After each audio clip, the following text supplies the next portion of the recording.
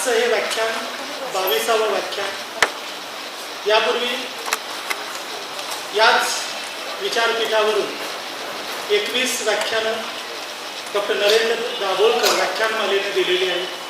आजच्या व्याख्यानाचा विषय आहे उच्च शिक्षण क्षेत्रातील संकटे व त्याचे निराकरण. या व्याख्यानमालेत सहभागी असलेल्या सर्व ज्या 30 संघटना आहेत त्यापैकी आजच्या व्याख्यानाचं पालकत्व घेतलेलं शिक्षण बाजारीकरण विरोधी मंच गेले अनेक वर्ष नाशिकमध्ये शिक्षणामधला गुणवत्तापूर्ण शिक्षणाचा आग्रह धरत आणि शिक्षणामध्ये एकूणच शिक्षण हे विकण्यासाठी नाही आहे, त्याचा व्यवसाय करू नका, ते देण्यासाठी आहे, समाज घडवण्यासाठी आहे असं वारंवार सांगत शिक्षणामध्ये पारदर्शकता यावी, शिक्षणामध्ये समानता यावी यासाठी काम करत आहे. अशा शिक्षण बाजारीकरण विरोधी मंचाचा परिचय करून देण्यासाठी मी मंचाच्या छायादेव यांना व्यासपीठावर आमंत्रित करतो. शिक्षण बाजारीकरण विरोधी मंच जे काम करतं ते आपलं ब्रीद घेऊन करते की दर्जेदार शिक्षण हा प्रत्येकाचा हक्क आहे, सर्वांचा हक्क आहे, म्हणजे प्रत्येकाचा हक्क आहे आणि ती केवळ शासनाची नाही तर आम्हाला असं वाटतं की ती आपली समाजाचीही जबाबदारी आहे. म्हणजे हा जो हक्क आहे तो मला मिळाला पाहिजे, माझ्या शेजाऱ्याला मिळाला पाहिजे आणि मी ज्याला ओळखत नाही अशा दलिताला आणि जो कोणी शोषित आहे त्यालाही मिळायला पाहिजे. आणि ती केवळ मी शासनावर जबाबदारी ढकलू शकत नाही तर ती जबाबदारी माझी पण आहे, प्रत्येक नागरिकाची आहे.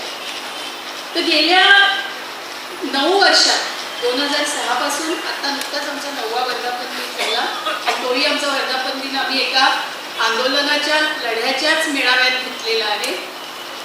2006-07 साली पहिला जो आमचा होता तो एमफार्मची प्रवेश प्रक्रिया होती. त्याच्यानंतर आम्ही MET सारख्या बाहुबली भुजबळांच्या विरोधात उभे राहिलो होतो आणि तो लढाई यशस्वी केला होता.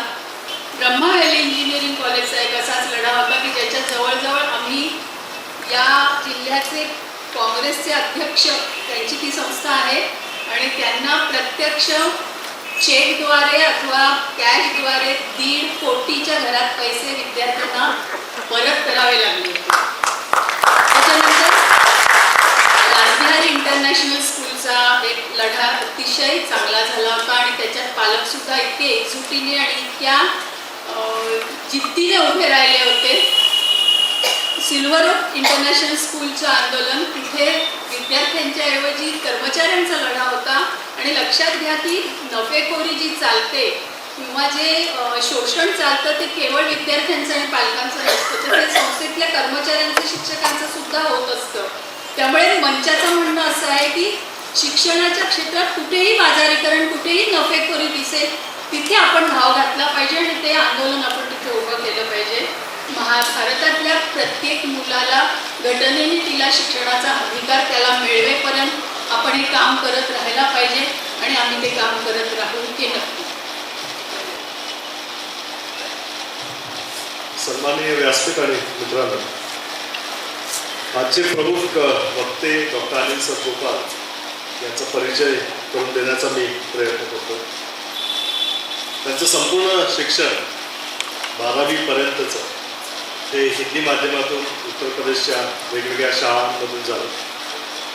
जागतिक ख्यातीच्या कॅलिफोर्निया इन्स्टिट्यूट ऑफ टेक्नॉलॉजीमध्ये बायोकेमिस्ट्री व मॉलिक्युलर बायोलॉजीमध्ये त्यांनी 1968 साली PhD प्राप्त केली. पण हा मुळात माणूस पूर्णपणे तसा हाडाचा शिक्षक. 1994 ते 2005 या कालखंडामध्ये ते दिल्ली विश्वविद्यालयामध्ये शिक्षणशास्त्र विभागामध्ये प्राध्यापक म्हणून त्यांनी काम केलं आणि पुढे 3 वर्ष तिथेच डीन म्हणून त्यांनी त्यांची कारकीर्द होती. नवीन जो राईट टू एज्युकेशन ॲक्ट आला त्याच्याबद्दलची त्यांची भूमिका ही राष्ट्रीय स्तरावर सर्वांना माहीत आहे. ते सेंट्रल ॲडव्हायझरी बोर्ड हे सर्वात शीर्षस्थानी असलेली जी ॲडव्हायझरी बॉडी आहे भारत सरकारची त्याच्यावर 3 वर्षासाठी त्यांचा कालखंड होता. पण त्यांनी राईट टू एज्युकेशन या कायद्याला तेव्हापासूनच विरोध केला होता आणि त्यांनी ही मांडणी केली होती की जरी नावामध्ये याचं शिक्षण हक्क असं नाव असलं तरी मुळामध्ये हा कायदा घटनेने मुलांना जे मोफत आणि दर्जेदार शिक्षण देण्याचा जो अधिकार आहे तो काढून घेणारा हा कायदा आहे. सुरुवातीला ही मांडणी अनेक लोकांनी चळवळीच्या लोकांनी मान्य केली नाही, पण आज त्याच्या अंमलबजावणीनंतर एक चित्र पुढे स्पष्ट होतं आणि सद्गोपालांची भविष्यवाणी जी होती ती खरी ठरत आलेली आहे. हा कायदा अनेक अर्थाने तो जो मौलिक शिक्षणाचा अधिकार होता तो त्या कायद्यामधून सरकारने काढून घेतला आहे. 2009 सालापासून Akhil Bharatiya Shiksha Adhikar Manch all India forum for right to एज्युकेशनच्या उभारणीमध्ये त्यांचा सिंहाचा वाटा आहे. फुले, गांधी आणि आंबेडकर यांच्या विचारांमधलं विरोध हा अलीकडे बराच वेळेस मांडला जातो, पण शिक्षणामध्ये या तिघाही व्यक्तींचं विचारामध्ये साम्य कुठल्या आणि कशा तऱ्हेने होतं याचं खूप सुंदर विवेचन तो करतात आहे. तो त्यांच्या अभ्यासाचा विषय आहे. एकंदरीतच या सर्व शेड्सचं, या सर्व चळवळीमधल्या रंगांचं साठी एक प्लॅटफॉर्म त्यांनी शिक्षणाबाबतचा ऑल इंडिया फोरममध्ये उभा करून दिलेला आहे. आणि अगदी डाव्यांपासून डाव्यापर्यंत आंबेडकरी ते अगदी सर्वोदयी आणि गांधीवादी यासारखे सर्व गट तट या सर्व चळवळीमध्ये त्यांनी सामावून घेतले आहे. हे माझ्या मते त्यांचं खूप महत्त्वाचं काम आहे. आज ते आले त्याबद्दल त्यांचं आपल्या सर्वांच्या वतीने स्वागत. धन्यवाद वाघ सर. या व्याख्यानमालेमध्ये आपण वेगवेगळे विषय दर महिन्याला घेत आहोत. हे विषय आपल्या रोजच्या जीवनाशी निगडीत असतील असा आमचा एक प्रयत्न राहिलेला आहे. त्यातच शिक्षण क्षेत्र, आपण रोज या शिक्षण क्षेत्रावर कुठे ना कुठे आपल्या मित्रांमध्ये, आपल्या समूहामध्ये बोलत असतो. अगदी तावातावाने आपल्या धोरणांविषयी बोलत असतो. त्यानंतर शिक्षणाच्या गुणवत्तेविषयी बोलत असतो. अगदी शाळेच्या विद्यार्थ्यापासून तर पंतप्रधानांच्या मन की बातपर्यंत आपण वादविवाद घालत असतो. तर हे वादविवाद घालताना एकूणच भारताचा पट आपल्या डोळ्यासमोर नक्कीच डॉक्टर सद्गोपाल सादर करणार आहेत. और शिक्षण बाजारीकरण विरोधी मंच ने जिन्हें अपना मुख्य अध्यापक, प्रधान अध्यापक मान लिया है, वसंत एकबोटे जी, और यहाँ पर नासिक के सभी विद्वज्जन, विद्यार्थियों और बुजुर्गों, सबको मेरा लाल सलाम. ये डॉक्टर नरेंद्र दाभोलकर विवेक व्याख्यान माला की जो शुरुआत नासिक शहर के लगभग 30 संगठनों ने मिलकर की है, वो अपने आप में बेजोड़ है पूरे भारत में, कि मैं विश्वास से कह सकता हूँ. बेजोड़ इसलिए नहीं कि आपने व्याख्यान माला शुरू की है, ये बहुत जगह है, ऐसी व्याख्यान मालाएँ बहुत जगह होती है, लेकिन बेजोड़ इसलिए है उसको 30 संगठनों ने मिलकर किया है.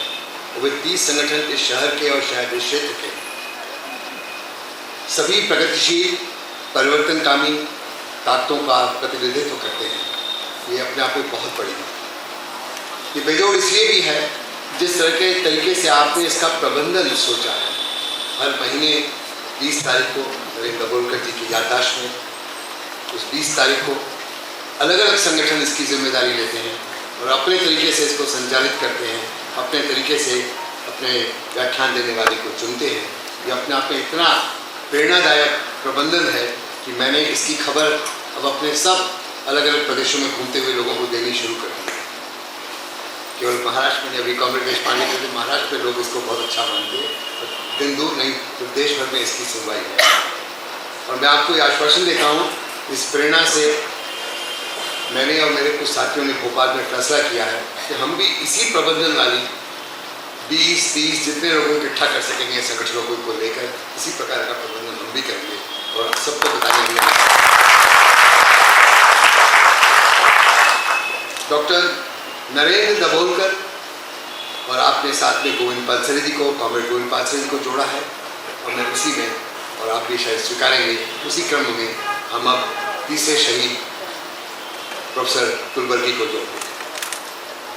और ये तीनों व्यक्तियों ने जिन्होंने शहादत दी है, देश की तार्किकता, देश की वैज्ञानिकता, देश की ऐतिहासिकता को बरकरार रखने के लिए जो शहादत दी थी उन्होंने, ये कभी बेकार नहीं जा सकती.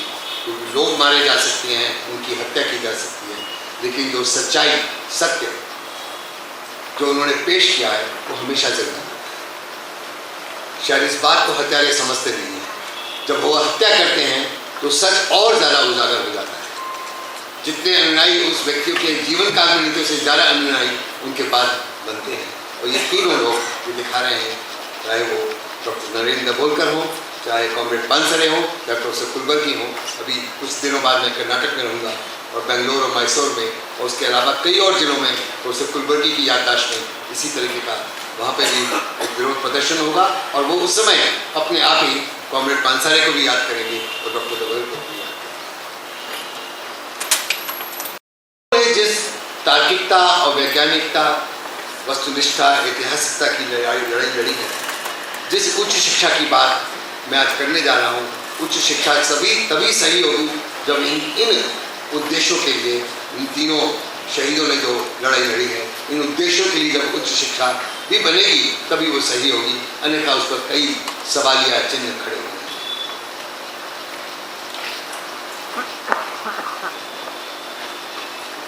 मैं अकादमिक बहुत कम हूँ। अभी कॉमरेड देशपांडे पूछ रहे थे आप अकादमिक चीज़ों को पढ़ने के लिए कब समय निकालते, क्या सवेरे कोई टाइम आपने तय कर रखा है?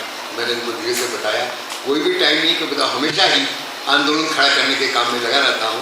बीच में कभी रेलगाड़ी में चलते हुए समय मिल जाता है तो पढ़ लेता हूँ, कभी प्लेटफॉर्म पे रेलगाड़ी की इंतज़ार करते हुए पढ़ लेता हूँ, नहीं तो बाकी तो सारा समय आंदोलन खड़ा करने में जाता है। जब मैं प्रोफेसर बना 10 साल के लिए, बीच में अपना ज़मीनी काम को छोड़ के बीच में 10 साल के प्रोफेसर बना, तो वहाँ भी मैंने दिल्ली विश्वविद्यालय में भी लोगों को आंदोलन से जोड़ दिया, उनको भी उसी में लगाया। वो आज तक याद करते हैं जब आप रहे तो हम भी आंदोलन करते रहे। मैं आपसे कहता हूँ अगर सच्ची आंदोलनकारी है तो मेरे छोड़ने के बाद भी आंदोलन करते रहे।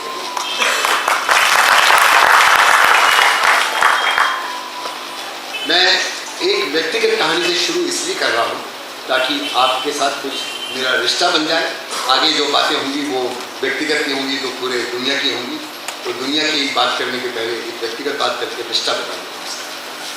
1998 में जब मुझे 3 साल के लिए दिल्ली विश्वविद्यालय में डीन बनाया गया शिक्षा संकाय का, एजुकेशन फैकल्टी का, तो मेरे लिए वो सारा यूनिवर्सिटी बड़ी नई चीज़ थी। तो यूनिवर्सिटी में पहले कभी 1994 में प्रोफेसर बना, 2005 में रिटायर हो गया, तो उसके पहले कभी यूनिवर्सिटी से मेरा कोई वास्ता नहीं था।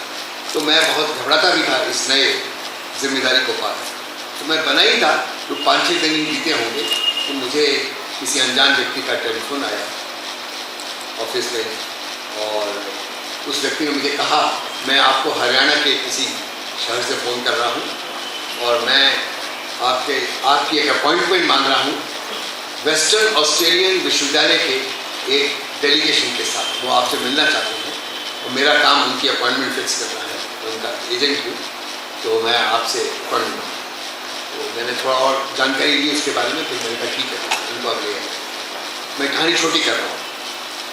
तो वो आए, उन दोनों गर्मियों की छुट्टियाँ चल रही थी। वो आए और मेरा सर परिचय हुआ, बैठे सामने और उन्होंने अपनी बात शुरू की। उन्होंने कहा हम इसलिए आए हैं क्योंकि हम आपके सामने एक प्रस्ताव रख रहे हैं। प्रस्ताव ये है कि आप जो BEd, M.Ed और बैचलर एलिमेंट्री एजुकेशन, BEd एक नया कोर्स है जो केवल इसी विश्वविद्यालय में चलता है, उसकी जो आप डिग्रियाँ देते हैं और M.Phil और PhD की देते हैं वो देना बंद कर दीजिए। देखिए उनकी कितनी ज़रूरत थी कि डीन शिक्षा दिल्ली विश्वविद्यालय करें कि हम प्रस्ताव लेके आए, वो देना बंद कर दीजिए, उसकी जगह वेस्टर्न ऑस्ट्रेलियन विश्वविद्यालय की डिग्रियाँ देना शुरू कर दीजिए। तो मैंने कहा ये काहे को आप बात करें, क्या मतलब आपका मकसद क्या है? तो इसलिए कह रहे हैं कि उससे आप सब लोगों को, आपके विभाग को भी और आपकी सारी फैकल्टी को बहुत पैसा मिलेगा और बहुत मुनाफा होगा। थोड़ा टोका बेटा, हम मुनाफा कमाने के लिए बैठे नहीं हैं। फिर नहीं, आप समझिए, आप समझ नहीं पा रहे हैं। इतना पैसा होगा कि पूरी शक्ल सूरत बदल जाएगी आपके विभाग की, क्योंकि हम जो डिग्रियां देंगे उसमें काफ़ी फीस लेंगे, क्योंकि एक विदेशी डिग्री होने से यहाँ के विद्यार्थी उसके लिए महंगी फीस देने को तैयार हो जाए। नहीं तो आप तो बहुत कम फीस लेते हैं। उन्होंने सब अपना बढ़िया होमवर्क कर रखा था, वो सब पढ़ लिख के आए थे, तैयारी कर, उनको हमारे बारे में शायद हमसे ज़्यादा मालूम होगा। तो हम आपके इस डिग्री के लिए लोग ज़्यादा पैसे देते नहीं, आप वैसे डिग्री लेते ज़्यादा फीस। आपने शेड्यूल कास्ट और शेड्यूल ट्राइब की फीसें लगभग माफ़ कर रखी है, तो हम तो नहीं करेंगे, हम तो सबसे फीस लेंगे और शेड्यूल कास्ट शेड्यूल ट्राइब वाले भी खूब फीस देंगे। आप बिला वजह में इतना नुकसान उठाते हैं और ये क्या आरक्षण वगैरह आपने कर रखा है उसकी भी ज़रूरत नहीं रहेगी, क्योंकि सब लोग आएंगे, अपने आप आएंगे और पूरी सीटें भरेंगी, खूब फीस देंगे। उन्हें फीस देके उससे जो पैसा आएगा उसका एक हिस्सा, कुछ बताया हिस्सा मैं भूल गया हूँ, उतना हिस्सा उनके विश्वविद्यालय को जाएगा, बाकी आप लोगों में बटेगा और कुछ कुछ हिस्सा आपके विभाग की सूरत बदलने के लिए, इसके हालात बदलने के लिए खर्च हुआ। मेरा बहुत धन्यवाद आपका इस प्रस्ताव को देने के लिए, लेकिन ये हमको मंजूर नहीं है। ये क्यों मंजूर नहीं है? अरे इतना फायदा होने वाला आपको। हम अभी घूम के आए हैं आपके इस बिल्डिंग के अंदर, बुरे हाल है आपके बिल्डिंग के, आपके बाथरूम्स के बुरे हाल हैं, आपके क्लासरूम की दीवारें चू रही हैं, उसमें बैठने की जगह ठीक नहीं है, फर्नीचर खराब है, आपकी जो विज्ञान की प्रयोगशालाएँ हैं उसमें अपैरेटस ठीक नहीं है, विज्ञान भी सिखाते हैं BEd के लिए साइंस टीचर, वो सब ठीक नहीं है। मैंने कहा आपका बहुत धन्यवाद कि आपने इतना बढ़िया अवलोकन कर लिया। पर आपको ये मैं बता दूँ कि यूनिवर्सिटी ग्रांट्स कमीशन को हमारा एक प्रस्ताव चला गया है और उसमें इतना पैसा मांगा है कि ये सारी हालत 1 साल के अंदर बदल जाएगी, और वास्तव में बदल 1 साल के अंदर बदल। इतना पैसा आया क्योंकि वो हमारा पैसा है, हमारी जनता का पैसा है, इसी काम में लग रहा है। अब चिंता मत कीजिए, सब ठीक हो जाएगा। आपको बहुत धन्यवाद। चिंतित हैं, परेशान हुए, कहने लगे कि आप लगता है बड़े कूप मंडूक, आप अंतर्राष्ट्रीयता में विश्वास नहीं करते, इंटरनेशनलिज्म में विश्वास नहीं। तो फिर लगा कि अब मुझे जरा सा खुल के बोलना पड़ेगा। मैंने कहा एक बात बताइए, कुछ प्रश्न नहीं, जो आप शिक्षा की जो भी डिग्री देंगे जिस भी स्तर की, उसमें कहीं आप क्या महात्मा गांधी के जो विचार नई तालीम के बारे में है उसके बारे में कुछ पढ़ाएंगे? Who? You are talking of Mr. Gandhi? मैं कहा जी हाँ, उसकी बात है। तो उनका क्या लेना देना शिक्षा से? वो तो एक राजनीतिक नेता थे ना। मैंने कहा धन्यवाद, मुझे अपना जवाब मिल गया। तो मुझे आप क्या रविन्द्रनाथ ठाकुर के विचार पढ़ाएंगे? पर जो समझे नहीं, फिर मैंने उनके लिखा रविन्द्रनाथ टैगोर के विचार पढ़ाएंगे? Oh that poet, Nobel laureate. मैंने जी हाँ, वो तो कवि थे, उनका शिक्षा से क्या लेना देना? तो मुझे जवाब मिल गया। क्या बाबा साहब अम्बेडकर के विचार पढ़ाएंगे? तो वो तो सुना नहीं था उनका, वी डोंट नो। उनका मुझे पूरा जवाब मिल गया कि आपकी शिक्षा क्या होगी और आप कैसे शिक्षक तैयार करेंगे, हमको समझ में आ गया। धन्यवाद। अब तो मैं बिल्कुल पक्का हूँ कि हमें आपका प्रस्ताव से कुछ लेना देना। देखा, पर मैं आपको बता दूँ, हम आपके देश के मौरी लोगों को आप शिक्षा की क्या व्यवस्था करते हैं, उनकी आपकी शिक्षा नीति क्या है, उसके बारे में हम अपने BEd के कोर्स में पढ़ाते हैं। कहते हैं आपको कैसे मालूम मौरी लोगों के बारे में? मौरी लोग कौन है? जो वहाँ के पुरानी जनजाति हैं, उनके आदिवासी हैं, जिनको उन्होंने मारपीट के ऑस्ट्रेलिया पे कब्जा किया, पश्चिम यूरोप के लोगों पे कब्जा किया, वो मौरी जाति के लोग हैं। कहते हैं आप उनके बारे में कैसे सुना? मैं क्योंकि हम अंतर्राष्ट्रीयता में विश्वास करते हैं, दुनिया भर के हिसाब किताब, और हम उनको पढ़ाते हैं इसलिए हैं ताकि हम अपने उसके साथ तुलना कर सकें। हमारे देश की जो शिक्षा नीतियाँ हैं दलितों के लिए, आदिवासियों के लिए, पिछड़ी जातियों के, अन्य पिछड़ी जातियों के लोगों के लिए, मुस्लिमों के लिए, वो क्या उससे बेहतर हैं, खराब हैं, उससे हम कुछ सीख सकें आपकी नीतियों से। तो हम सीखते नहीं। उसके बाद तो बहुत ही हतप्रभ हो गए, कुछ समझ नहीं आया किस व्यक्ति से बात कर रहे हैं, और उनके देश के मौरी जाति के बारे में देश में उनसे कोई बात नहीं। और हमने कहा हम सच्ची अंतर्राष्ट्रीयता में विश्वास करते हैं, जिसमें रविन्द्रनाथ ठाकुर ने विश्वास किया, जिसमें गांधी ने विश्वास किया, हम उसको अंतर्राष्ट्रीयता मानते हैं। और आप केवल मुनाफा कमाने की शिक्षा में विश्वास करते हैं, और जो शिक्षा मुनाफा कमाती है वो सही शिक्षा कभी नहीं हो सकती। बहुत धन्यवाद, आपने समय दिया। अब आप मेहरबानी करके मुझे अपना काम करें। विदा हो गए तो लौट अभी तक नहीं आया।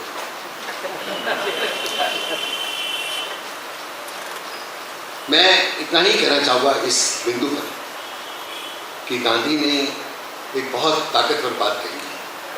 वो कहा था, और इसलिए कह रहा हूँ जो आगे बोलने जा रहा हूँ उसकी भूमिका है। उन्होंने कहा था कि मैं उस मकान में रहना चाहता हूँ जिसकी खिड़कियाँ चारों ओर की बयार के लिए, हवा के लिए खुली हुई हैं, लेकिन मेरे पाँव मेरी ज़मीन पर मजबूती से टिके हुए। इससे जो भाव निकलता है उस भाव पर आधारित मेरी बाकी बातें। तो फिर अच्छी उच्च शिक्षा, मैं इसमें उच्च शिक्षा की बात कर रहा हूँ, मैं स्कूली शिक्षा की बात अभी नहीं कर रहा हूँ, कम से कम इस व्याख्यान में केवल जिक्र हो रहा है। तो फिर अच्छी उच्च शिक्षा की अवधारणा, उसका विचार क्या है? मैं इसके लिए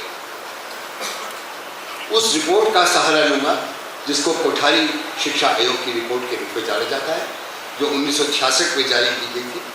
और मेरा मानना है कि भारत में जिस समाज कल्याणकारी राज्य की कल्पना हमारे संविधान में की गई थी, राजघटना में की गई थी, उस कल्याणकारी राज्य की लगभग अंतिम वर्षों की रिपोर्ट है, और शिक्षा में तो उसकी बिल्कुल अंतिम है। उसके बाद तो नव उदारवाद का युग शुरू हो गया, नव उदारवादी पूंजीवाद का युग शुरू। 1966 की रिपोर्ट के 2 पैराग्राफ आपको सुना रहा हूँ धीरे धीरे। मैंने आज ही उसका अंग्रेजी से अनुवाद किया। कुल मिलाकर विश्वविद्यालय शिक्षकों और विद्यार्थियों का एक ऐसा समुदाय है जहां हर एक को, सभी को एक दूसरे से सीखना पड़ता है। कम से कम उसका प्रयास तो, कोशिश तो जरूर करनी पड़ती है। उनका बुनियादी मकसद इस पूरे ब्रह्मांड, जिसका जिक्र शायद डॉक्टर जयंत नार्लिकर ने जरूर किया होगा अपने व्याख्यान में, उनका बुनियादी मकसद ब्रह्मांड और अपने खुद के बारे में समझना और उसकी समझ सारे इंसानों को देना, और साथ में समाज को भी उस समझ के साथ उसका साझा करना, उस समझ को इंसानियत की सेवा में लगाना, मानवता की सेवा में लगाना। ये मकसद है इस सीखने की प्रक्रिया। विश्वविद्यालय वो जगह है जहां विचार और आदर्श बसते हैं। विश्वविद्यालय वो जगह है जहां विचार और आदर्श बसते हैं। मैं अपने उसे जोड़ रहा हूं, न कि आज की शिक्षा के अब मुनाफा और कारोबार के साथ। विश्वविद्यालय वो जगह है जहां सत्य और उत्कृष्टता मतलब एक्सीलेंस, सत्य उत्कृष्टता का और उनके पूरे विविधतापूर्ण वैविध्य का शोध किया जाता है, उसकी खोज की जाती है। एक ऐसी खोज, एक ऐसा शोध जो केवल हिम्मत और निडरता से ही मुमकिन है। अगर आप में हिम्मत नहीं होगी, आप डरपोक होंगे, तो ऐसा शोध भी नहीं कर पाएंगे। इसके आगे बहुत जोरदार बात कोठारी रिपोर्ट कहती है महान विश्वविद्यालय और कायर लोगों में कोई तालमेल नहीं हो सकता। यानी आज के विश्वविद्यालयों में, और खासकर जहाँ पे खाजगीकरण बहुत हो गया है, तो खाजगीकरण विश्वविद्यालय है, वहाँ पे जिस तरह के दब्बू लोगों को, चापलूस लोगों को और समझौतावादियों को जगह मिलती है और वहाँ रहते हैं इस प्रकार के लोग, उनमें और महान विश्वविद्यालय में कोई तालमेल नहीं हो सकता। दूसरे पैराग्राफ में वो रिपोर्ट कहती है विश्वविद्यालयों को राष्ट्र की अंतरात्मा की तरह काम करना सीखना होगा। विश्वविद्यालयों को सीखना होगा कि वो राष्ट्र की अंतरात्मा के रूप में काम करें, as a conscious of the nation. राष्ट्रीय जीवन के आकलनकर्ता की भूमिका निभानी होगी। राष्ट्रीय जीवन किस ओर जा रहा है, कैसा चल रहा है, इसके आकलनकर्ता की भूमिका निभानी होगी। केवल कोर्सेज पढ़ाने की नहीं, केवल टेक्स्ट बुक पढ़ाने और टेक्स्ट बुक रटवाने और डिग्रियां बांटने की नहीं, राष्ट्रीय जीवन के आकलनकर्ता की भूमिका निभानी होगी। यदि विश्वविद्यालय इस भूमिका को निभाने के लिए सामाजिक प्रक्रिया के अध्ययन और मूल्यांकन से गहराई से नहीं जुड़ेंगे, तो हमारे सारे देश के लिए दिशा भ्रम का खतरा पैदा होगा। अगर विश्वविद्यालय ये काम नहीं करेंगे तो देश में दिशा भ्रम होगा। ये काम आज नहीं कर रहे विश्वविद्यालयों का इस तरह का जुड़ाव इसलिए जरूरी है क्योंकि वे समाज के आलोचनात्मक आकलन जिसकी बात नरेंद्र दाभोलकर ने की, गोविंद पानसरे ने की और प्रोफेसर कुलबर्गी ने, चूंकि वे समाज के आलोचनात्मक आकलन के कैसा आकलन जो सहानुभूतिपूर्ण हो, हमदर्दी के साथ किया गया आलोचनात्मक आकलन हो, वस्तुनिष्ठ हो, ऑब्जेक्टिव हो और निर्भीक हो, ऐसा आकलन इसके विश्वविद्यालय सर्वश्रेष्ठ मंच है। अब तक भारत के विश्वविद्यालयों ने, रिपोर्ट अंत में कहती है, अब तक भारत के विश्वविद्यालयों ने ये भूमिका सही ढंग से नहीं निभाई है। 1966 तक नहीं निभाई। मेरा मानना है उसके बाद तो निभाने की संभावना और भी कम होती है, सिवाय कुछ अपवाद जरूर है, वो बड़े बेजोड़ अपवाद है उसके, पर वो अपवाद हैं। आमतौर पर विश्वविद्यालयों ने, उनसे जुड़े कॉलेजों ने वो भूमिका नहीं निभाई जिसकी अपेक्षा कोठारी ने की थी, देश को दिशा देना।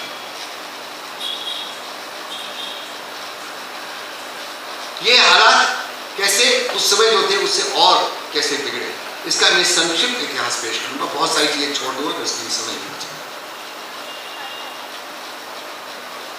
जब जागतिकीकरण की घोषणा हुई, जो औपचारिक घोषणा, जागतिकीकरण तो 1980 में शुरू हो चुका, और उसकी औपचारिक घोषणा 1991 में, जिसके जरिए देश की अर्थव्यवस्था के दरवाजे दुनिया भर की पूंजी के लिए, दुनिया भर के बाजार के लूट के लिए खोल दिए, बेलगाम खोल दिए।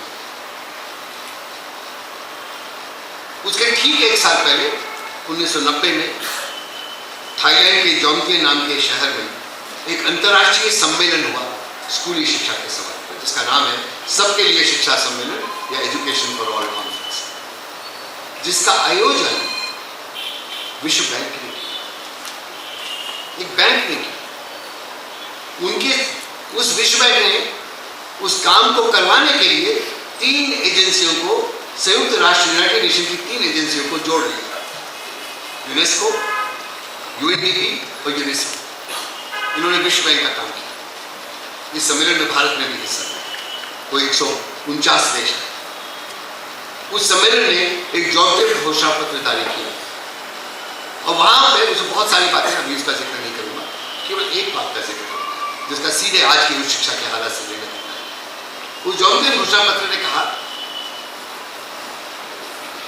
कि स्कूली शिक्षा में जो मूल्यांकन या आकलन किया जाएगा विद्यार्थियों का, वो केवल उन मापदंडों पर होना चाहिए जो देखे जा सकते हैं और नापे जा सकते हैं,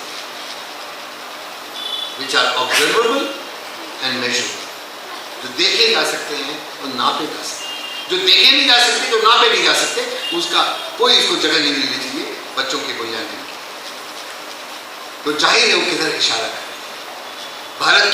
भारत का पहला स्वाधीनता संग्राम 1857 का, जिसमें हिंदू और मुसलमान दोनों ने मिलकर एक संयुक्त चुनौती दी दुनिया के सबसे बड़े साम्राज्यवादी मुल्क को। वो जो एकजुटता थी उसको आज देखना भी संभव नहीं है, उसको नापना तो असंभव है। उसके पीछे जो चेतना थी, शहीद भगत सिंह जो फांसी के तख्ते पे खड़े होकर इंकलाब जिंदाबाद का नारा लगाया, उसके पीछे जो जबरदस्त साम्राज्यवादी विरोधी चेतना थी, क्या उसका कोई मापन हो सकता है? उसका कोई मेजरमेंट संभव है? तो जाहिर है कि वो उन चीजों को महत्व दे रहा है जोंगते घोषणा पत्र, जो विश्व बैंक से निकला है, जो वास्तव में हमारे देश को कोई दिशा नहीं दे सकता, और देगा तो गलत दिशा देगा, और हमारे इतिहास को बेहतर बनाने के लिए, भविष्य को तय करने के लिए कोई काम नहीं। जो जागतिकीकरण के तहत भारत की सरकार को समझौते करने पड़े और एक शर्त पेश की दुनिया के बाजार में कि अगर आपको हमसे लोन चाहिए, हमसे आपको उधार चाहिए, तो हम देंगे, तो हमारी कुछ शर्त को पेश करने में अंतर्राष्ट्रीय मुद्रा कोष, इंटरनेशनल मॉनेटरी फंड भी विश्व बैंक के साथ शामिल होते हैं। और वो शर्त क्या है? उस शर्त का नाम है अंग्रेजी में स्ट्रक्चरल एडजस्टमेंट, हिंदी में और मराठी में भी शायद चलेगा संरचनात्मक समायोजन। संरचनात्मक समायोजन नाम की शर्त में हमारी सरकार को कहा गया कि हम आपको इस शर्त पे उधार देंगे, पैसा देंगे, जब आप ये हमको वायदा करेंगे कि आप अपने शिक्षा के क्षेत्र में, स्वास्थ्य के क्षेत्र में, समाज कल्याण के विभिन्न क्षेत्रों में, गरीबी उन्मूलन के काम में लगातार हर साल खर्च घटाते जाएंगे, उसका बचत घटाते जाएंगे, अन्यथा आपको लोन नहीं मिलेगा। कोई रास्ता नहीं दिखा तो शर्त मानी नहीं, तो को घुटने टेकेंगे। और उन शर्तों पे आज तक भारत चला। मैं इसमें आगे बढ़ने के लिए केवल शिक्षा का थोड़ा सा नज़ारा पेश करूंगा। जब शिक्षा के क्षेत्र में शर्त लागू की गई तो उन्होंने पूछा हमारी सरकार से, विश्व बैंक के लोगों ने, वो सब बढ़िया होमवर्क करते हैं, हमेशा ही वो बेहतर होमवर्क करते हैं, तो पूछा आप अपने शिक्षकों को इतना मोटा ताजा वेतन क्यों देते हैं? हालांकि उस समय चौथा वेतन आया, 5वां 6वां बाद में इतना मोटा ताजा वेतन क्यों देते हैं? उनका क्योंकि वो डिग्री प्राप्त है, उनको ऊंची डिग्री होती है, इतना तो देना ही पड़ेगा। तो किसने आपको कहा कि इतनी ऊंची डिग्री प्राप्त शिक्षकों को आप अपॉइंट कीजिए? अब बिना डिग्री वाले, बिना ट्रेनिंग पाए हुए, बिना प्रशिक्षण या बीएड, बीएलएड या एमएड पाए हुए शिक्षकों क्यों नहीं अपॉइंट करते ताकि सस्ते में अपॉइंट करें? अरे तो बड़ा मुश्किल हो जाएगा। हमारा संविधान, हमारी राजघटना इसकी इजाजत नहीं देती। कोई संविधान कहता है समान काम के लिए समान वेतन, हम ये काम कैसे करेंगे? कुछ शिक्षक पुराने, इतने सारे पुराने, उसमें 37 लाख शिक्षक थे भारत के स्कूलों में। 37 लाख शिक्षक जो अच्छा वेतन पा रहे हैं, उनको निश्चित सेवा शर्तें मिली हुई हैं, उनको पेंशन भी मिलेगी। आप करें न पेंशन दो न सेवा शर्तें दो, उनसे फजूल में काम करवाओ और उनको ठेके पे नहीं दो। ये कैसे होगा?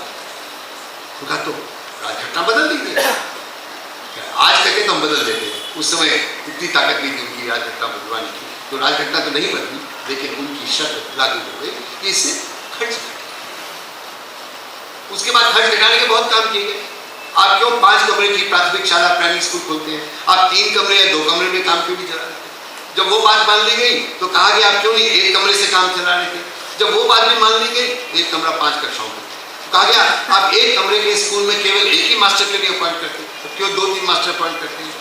तब कहा, हमारे लोगों ने कहा होगा, मैं अंदाज लगा रहा हूँ उस कहानी का, वैसे तो मैं साक्षी हूँ, तो उन्होंने कहा होगा कि भाई 1 कमरे में 1 शिक्षक 5 कक्षाओं का सिलेबस कैसे पढ़ाएगा, ये हमको समझ में नहीं आता।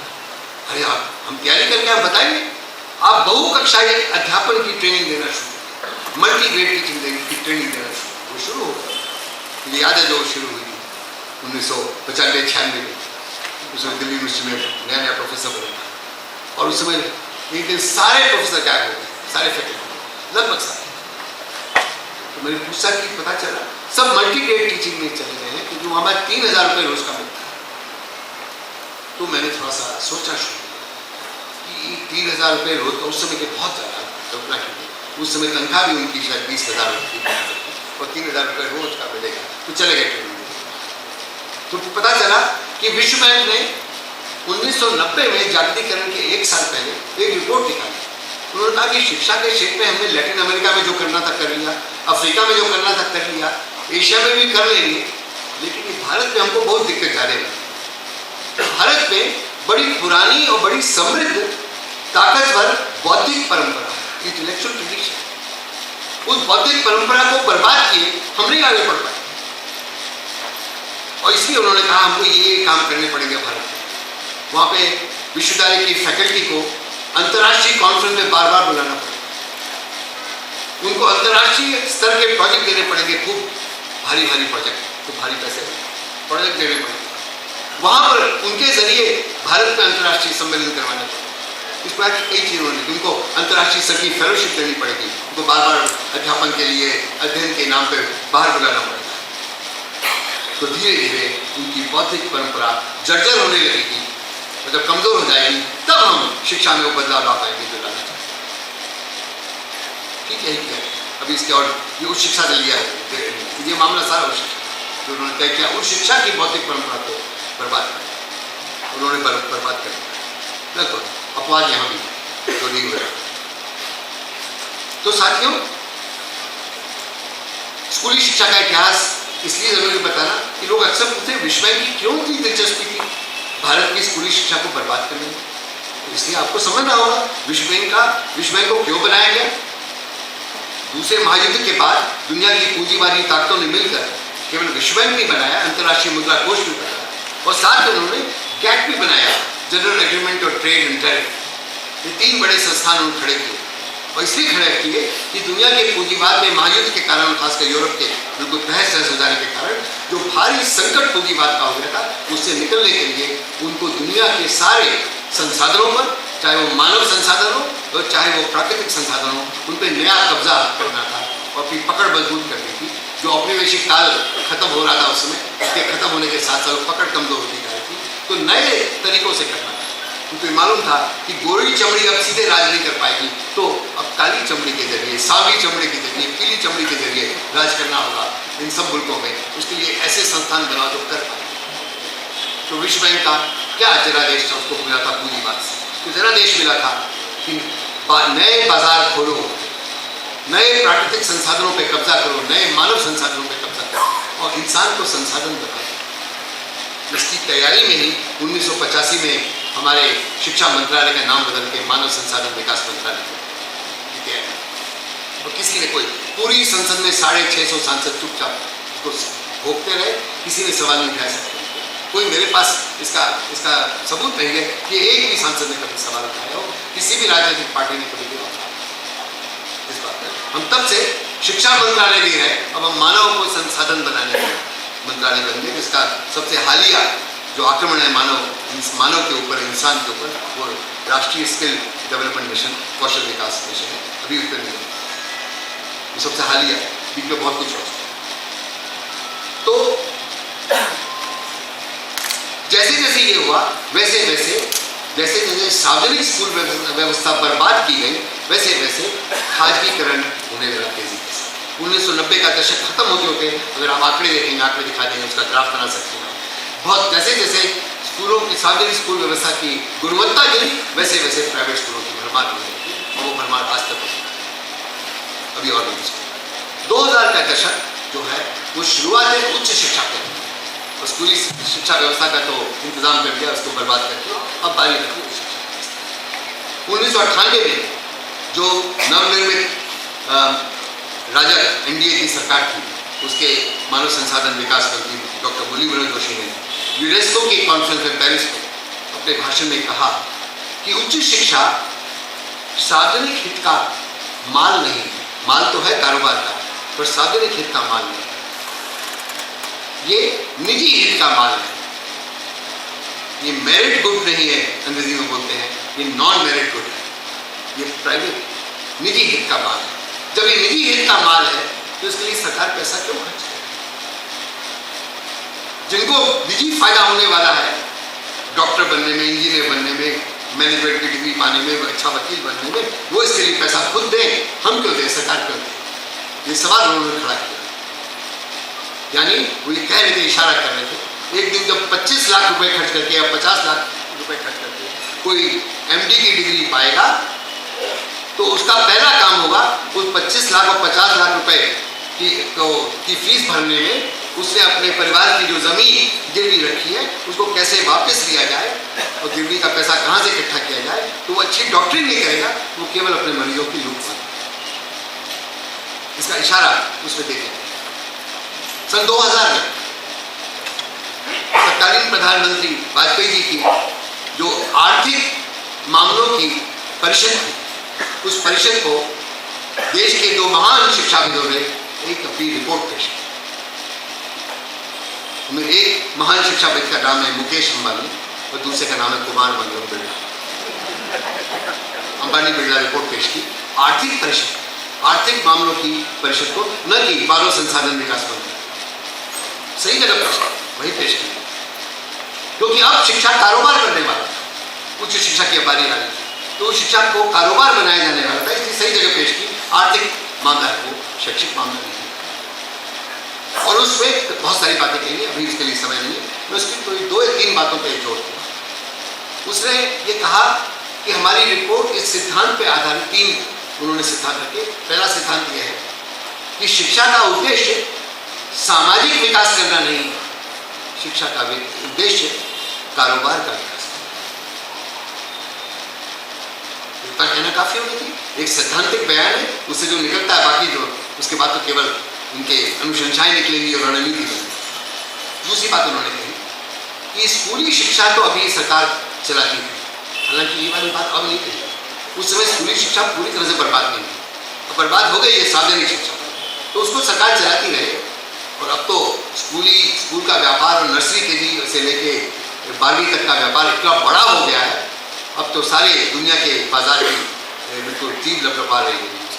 तो ये 2000 का है, तो उनकी उस समय नज़र उच्च शिक्षा पर। उन्होंने कहा माध्यमिक शिक्षा मतलब 9वीं से 12वीं तक की शिक्षा, उसमें आप चाहें तो थोड़ा बहुत अभी छूट दे सकते हैं, आप चाहें तो चला लीजिए, कोई बात आप चला लीजिए, आप चला लीजिए, वो छूट दे रहे हैं अंबानी बिरला, भारत सरकार, भारतीय राज्य को वो छूट दे। और तीसरी बात कही कि उच्च शिक्षा पूरी तरीके से बाजार के हवाले कर दी जाए, जो बाजार सक्षम है उस शिक्षा को चलाने। और उन्होंने आगे बोला इसलिए बाजार केवल उन विषयों को और ज्ञान के उन क्षेत्रों को समर्थन देगा, यानी उसके लिए पैसा लगाएगा, निवेश करेगा, इन्वेस्टमेंट करेगा, जहां से उसको मुनाफा दिखता है।